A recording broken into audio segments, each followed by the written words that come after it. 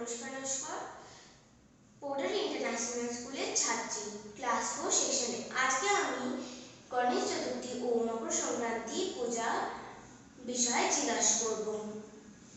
গণেশ পূজায় ঠাকুরের কি খাবার দেওয়া হয়? এই পুজোতে ঠাকুরকে শ্রীখণ্ড দেওয়া হয়, পুরাণকলি দেওয়া হয়, মতিচুর লাড্ডু দেওয়া হয়, মোদক দেওয়া হয়।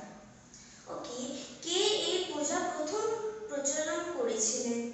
এই পূজার প্রথম প্রচলন করেন আমাদের ভারতবর্ষের স্বাধীনতা সংগ্রামী বাল গঙ্গাধর তিলক।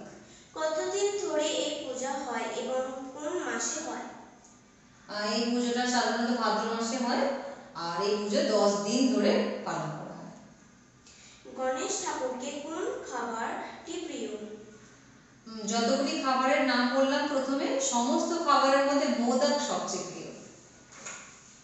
মকর সংক্রান্তি কেন পালন করা হয়?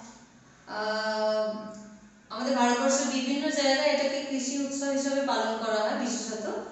আর তাছাড়াও এই দিন থেকেই সূর্যের উত্তরায়ণ শুরু হয়। তাছাড়া এটা একটা প্রথম দিন ধরে নেওয়া হয়, বসন্ত ঋতুর প্রথম দিন হিসাবে উদযাপন করা হয়, পালন করা হয়। মকর সংক্রান্তি কোন দেবতাকে বোঝায়?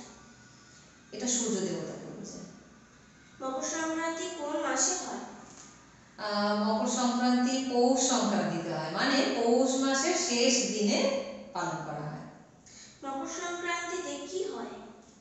মকর সংক্রান্তিতে অনেক কিছু হয়। মকর সংক্রান্তিতে ঘুড়ি ওড়ানো হয়, ফানুস ওড়ানো হয়, বাজি পোড়ানো হয় কোথাও কোথাও ভারতের বিভিন্ন জায়গায়। আর স্পেশাল থিং হলো পিঠে তৈরি হয়, পিঠে পার্বণ হয়।